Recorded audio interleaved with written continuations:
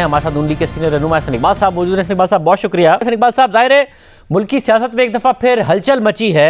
राना मोहम्मद शमीम जो कि farmer chief जज हैं सुप्रीम कोर्ट के, supreme appellate court Gilgit Baltistan के, उनका जब से एफिडेविट सामने आया है, अब हुकूमत का इल्ज़ाम है कि ये सारा का सारा आप लोगों ने मैनेज किया है। अब उसमें एक मसला जो सामने आ रहा है वो ये कि ये एफिडेविट नोटराइज होता है बरतानिया में और वहीं से नोटराइज कराया गया है, उसी नोटरी से जिससे नवाज शरीफ साहब की मेडिकल रिपोर्ट्स नोटराइज कराई जाती हैं, तस्दीक करा के भेजी जाती हैं। मतलब यानी एफिडेविट से पहले राना शमीम मिले हैं नवाज शरीफ साहब से जाके और उसके बाद ये एफिडेविट उन्होंने वहां पे लंदन में लिख के दिया है।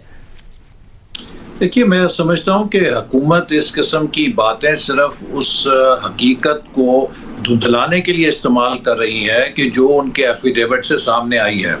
ये अब पहला मौका नहीं है। सबसे पहले जस्टिस शौकत सिद्दीकी साहब ने एक एफिडेविट दिया, उसके बाद जज अरशद मलिक ने अपना एक वीडियो रिकॉर्डिंग के जरिए बताया कि किस तरह उनसे फैसले हासिल किए गए नवाज शरीफ साहब के खिलाफ। अब ये एक तीसरा एविडेंस आया है और मैं समझता हूँ कि जो बात इस्लामाबाद में सबको मालूम थी, अब रफ्ता रफ्ता शवाहिद आ रहे हैं कि 2017-18 में एक साजिश के तहत जनाब नवाज शरीफ साहब की और मुस्लिम लीग नून की हुकूमत ख़त्म हुई और उसके बाद एक धांधली शुदा इलेक्शन के ज़रिए इमरान खान साहब बरसरे इक़्तिदार आए। और मेरा ख्याल है कि अब बल्कि अगर ये कहा जाए कि एक केस ये बनता जा रहा है कि लोग मुतालबा करेंगे कि इन तमाम शवाहिद की रोशनी में 28 जुलाई 2017 पे मुल्क को वापस लेके जाया जाए, चूंकि बाद में होने वाली जो सारी कार्रवाई है वो असरअंदाज हुई है 2018 के इंतखाबी अमल पर। मगर ऐसे बस इसमें मसला ये है कि अगर ऐसा है, अब राना शमीम के साथ नवाज शरीफ साहब के ज़ाती ताल्लुकात थे, ये इल्ज़ाम हुकूमत लगा रही है।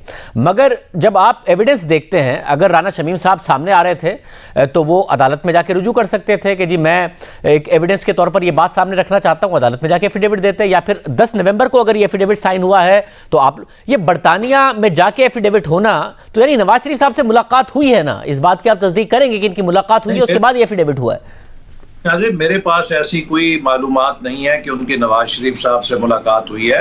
उन्होंने वो एफिडेविट दिया है और अभी मीडिया में उनका ये स्टेटमेंट आया है कि जो मेरा एफिडेविट है मैं उसके ऊपर स्टैंड करता हूं और इसके लिए मैं हर किस्म का हल्फ देने के लिए तैयार हूं। और उन्होंने जनाब जस्टिस साकिब निसार साहब के उस बयान की तरदीद भी की है और उसको रद्द भी किया है। तो ये एक बहुत सीरियस स्टेटमेंट है और इसके ऊपर मैं समझता हूं कि बहुत ही शफाफ तरीके से इन्वेस्टिगेशन होनी चाहिए, क्योंकि अगर इन बातों को दुरुस्त समझा जाए तो हमारे निज़ाम अदल के ऊपर बहुत बड़े सवालिया निशानात लग रहे हैं। और अगर किसी मुल्क के अंदर निज़ाम अदल पर इतने शुबहात हों या उसकी साख के ऊपर सवाल उठना शुरू हो जाए तो ये उस मुल्क और मुआशरे के लिए एक बहुत बड़ी तबाही है। हम मगर सीनियर वकला भी सवाल से सवाल उठा रहे हैं, मगर जो आपका कंडक्ट है उस पर जो सवाल उठ रहे हैं उसका मसला, जैसे 17 तारीख को मरियम नवाज साहिबा की एक बहुत ही अहम हियरिंग है, 10 तारीख को ये बाकायदा तौर पर एफिडेविट पर इन्होंने दस्तखत किए 10 नवंबर 2021 को,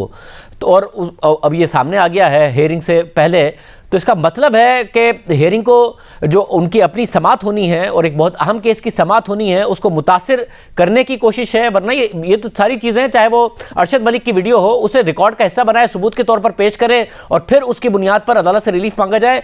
मगर ये इस तरीके से अगर किया जा रहा है तो यानी कि दबाव डाला जा रहा है। शाहजेब, ये आपकी बात सुन के मुझे एक लतीफ़ा याद आ गया, अगर आप इजाज़त दें तो मैं शेयर करूं। एक शख्स ने जब तंबाकू नोशी छोड़ी तो उसके 10 दिन के बाद दूसरी जंग अजीम शुरू हो गई, तो फिर उसने दोबारा तंबाकू नोशी शुरू कर दी। तो उसके दोस्त ने कहा कि तुम छोड़ दो, क्यों शुरू किया? उसने कहा तुम्हें याद नहीं, जब पिछली दफा मैंने छोड़ी थी तो सेकंड वर्ल्ड वॉर शुरू हो गई थी, तो अब मैं नहीं चाहता कि तीसरी जंग अजीम शुरू हो।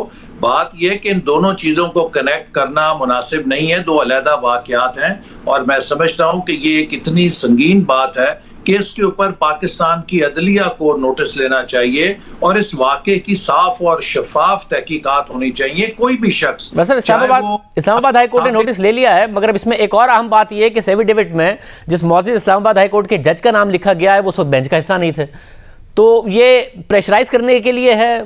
जब वो बेंच का हिस्सा नहीं थे तो उनको कैसे इंस्ट्रक्शंस दी जा रही थी साकिब निसार की तरफ से? इसके ऊपर तो आप जो चीफ जस्टिस हैं जीबी के, जिनका एफिडेविट है, वो ही बता सकते हैं। लेकिन असल बात यह है कि तवातर के साथ ऐसे शवाहिद आ रहे हैं जो ये बता रहे हैं कि नवाज शरीफ साहब मरियम नवाज साहिबा के खिलाफ और मुस्लिम लीग नून को हटाने के लिए जो अमल अपनाया गया वो ना शफाफ था, वो ना कानून के मुताबिक था, और यूं लगता है कि किसी साजिश के तहत मुस्लिम लीग नून की हुकूमत को हटाया गया, नवाज शरीफ साहब को वजारत उज़्मा से हटाया गया। पाकिस्तान के अवाम चाहते हैं कि इस बात की जो असलियत है वो सामने आए। देखिए, जो सुप्रीम कोर्ट में पनामा का केस चैलेंज किया गया, लेकिन जो फैसला आया नवाज शरीफ साहब के खिलाफ वो इकामे पर आया कि आपने 10,000 दरम की तनख्वाह अपने बेटे से वसूल नहीं की। पनामा के ऊपर तो उनके खिलाफ कोई सजा नहीं हुई, ना जो चैलेंज किया गया था उस मामले में कोई सजा हुई। एक ऐसे मामले में नाअहल किया गया जो उस पिटीशन का हिस्सा भी नहीं था। ये वो चीजें हैं कि जो पाकिस्तान के अवाम में जेर बहस हैं, और हम समझते हैं कि हम अदलिया का एहतराम करते हैं। अदलिया पर किसी ऐसी कंट्रोवर्सी की परछाई नहीं पड़नी चाहिए जिससे अदलिया का कॉन्डक्ट या उसका किरदार अवाम की नजर में किसी भी तरह मजरू हो। वैसा अगर राना मोहम्मद शमीम से मियां नवाज शरीफ साहब के ताल्लुकात थे, हुकूमत का इल्ज़ाम है, साथ में कह रहे 2015 में खुद गिलगित बल्तिस्तान का चीफ जज तैनात कराया नवाज शरीफ साहब ने उन्हें। तो ये जो ज़ाती ताल्लुक है, फिर ज़ाती ताल्लुक होने के बाद लंदन में जाके नोटराइज होती है एक चीज़, कितना वजन रह जाता है इसमें? आप जो अदालत से इंसाफ मांग रहे हैं, कितना वजन रह जाता है इस बात में? और जज है भी उस जज का नाम जो कि इस वक्त बेंच का अगर हिस्सा नहीं थे। देखिए, ये जो हुकूमत इल्जाम लगा रही है, मैं नहीं समझता कि इसका कोई शवाहिद कौम के सामने है। अलबत्ता इस बात के शवाहिद जरूर मौजूद हैं कि जो साकिब निसार साहब हैं वो पीटीआई के अराकीन के साथ गैर मुल्की दौरे करते रहे।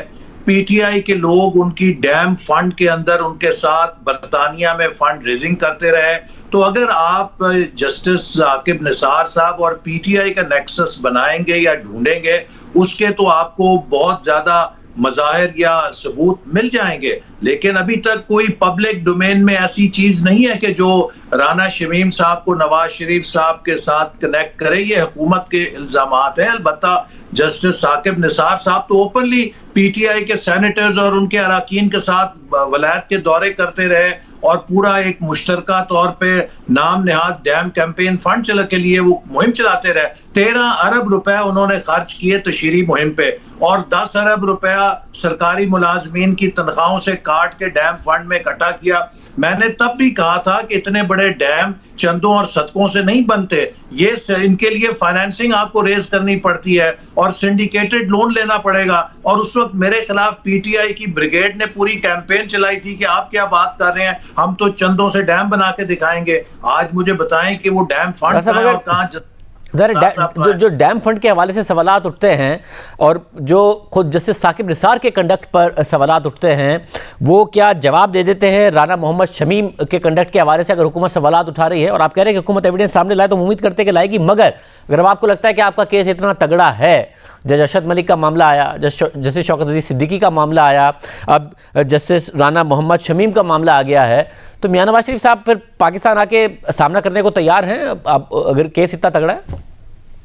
जी देखिए, वो तो हमेशा से ये कह चुके हैं, और मेरा ख्याल है नवाज शरीफ साहब की वापसी का इसलिए इशू नहीं बनता कि जो शख्स अपनी बीवी को बिस्तर मर्ग पे छोड़ के पाकिस्तान में कानून की पासदारी के लिए वापस आ गया, वो क्यों एवेसिव होगा। और जो उनको अदालत ने इजाजत दी है उसमें शर्त ये रखी गई थी कि अगर किसी वक्त भी हुकूमत ये महसूस करे कि वो इस सहूलत और रियायत का गलत फायदा उठा रहे हैं, तो वो पाकिस्तानी हाई कमीशन के जरिए उनके मुआलजीन से उनके इलाज की तस्दीक कर सकते हैं। आज तक मेरी मालूमात के मुताबिक हुकूमत ने एक दफा भी पाकिस्तानी हाई कमीशन के जरिए उनके मुआलजीन से उनके इलाज की या उनकी कैफियत की तस्दीक करने की कोशिश नहीं की। ये तो सिर्फ टॉक शोज पे उनकी बीमारी और उनकी सेहत के ऊपर सियासत करके इल्जाम तराशियां करते हैं। अगर हुकूमत को इस बारे में कोई शुबा है तो वो उनके मुआलजीन से राब्ता करे और पता लग जाएगा कि क्या उनका वहां रहना गैर जरूरी है या जरूरी है। साहब बहुत शुक्रिया, हसन इकबाल साहब हमारे साथ मौजूद थे। हमने बहुत कोशिश की हुकूमत का मौक़िफ़ भी हमारे प्रोग्राम में हो, शहजाद अकबर साहब को भी दावत दी, मगर हम हुकूमती मौक़िफ़ के लिए किसी वज़ीर को प्रोग्राम में नहीं ला सके।